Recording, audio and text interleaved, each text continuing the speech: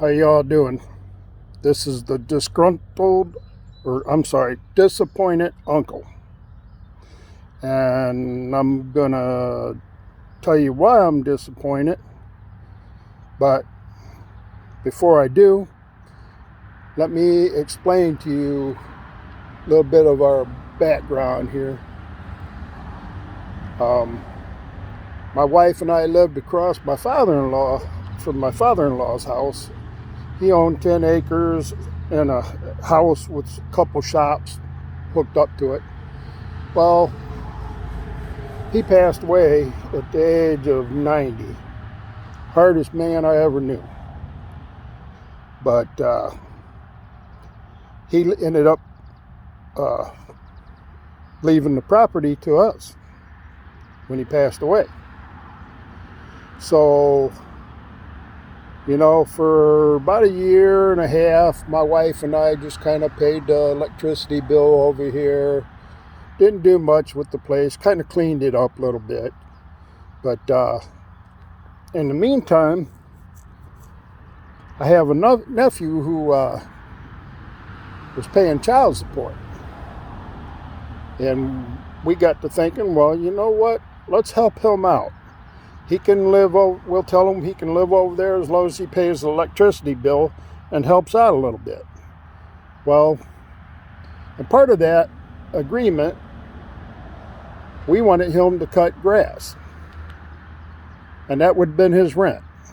Electricity, gas, and cutting the grass. Granted, we own 10 acres, but we only keep about 6 of it cut.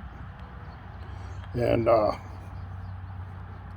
so that's the story behind all this. And then it kind of all culminated. He ended up moving out. About a month ago, my wife was having some major heart problems. She still is. But a month ago, I just had enough. I seen my nephew sit over here on his butt and cut, he'd come over and cut when he wanted to, but he didn't do it on a regular basis like he should have. And it kind of all boiled to a T when my wife went into the hospital.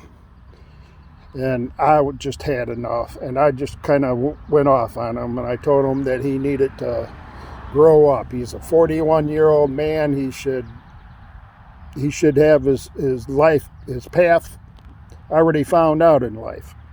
Well, he started cutting grass again. It lasted for probably a couple weeks, maybe 3 weeks. And then the last week, he didn't cut. And, it was a nice weekend, 70-degree weather. We thought, wow, that's perfect weather to be out there on the mower. Well, he didn't cut.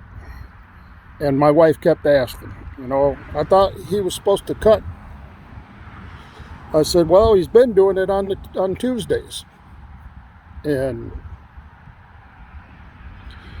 Tuesday came around, it got to be about 2 o'clock in the afternoon. Well, my wife finally sent him a text. Hey, my husband said you were going to cut today. Which, I told her that he's been doing it on Tuesdays, so I assumed that he was. And I never said one word to him. She sent him a text saying, my husband said you were going to cut today. So he came over, got my mower, which is a 61-inch zero turn, by the way. And he probably cut for, gosh, it didn't seem like he was even on it for an hour and a half. And he comes back, brings it back to the house. But he wouldn't talk to me. He was all pissed. Wouldn't, and I'm like, boy, we let you live here for 4.5 years, and this is how you act. I just can't deal with it. I couldn't. Well, then later he sent my wife a text saying, you know, if this is how he's going to be, F this, I'll be out in 30 days. Well, so I replied back to him. I said, by all means, yeah, 30 days is fine with me. You got 30 days to get your stuff out. That was the 15th of June. Well, here it is, the 17th of June, and he still hasn't gotten all his stuff out. So I go in to change the locks, which I did, and I'm going to show you what I ended up finding. And this is why I'm disappointed.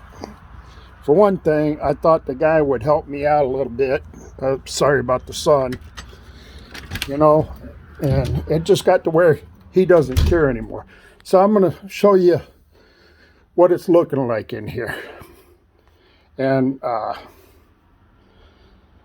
am just so disappointed in this mess. And he had 30 days to get this done, which he hasn't done. So from here on out, he's going to have to call the cops if he wants the rest of his stuff. You know, anyway, let me show you what he left me.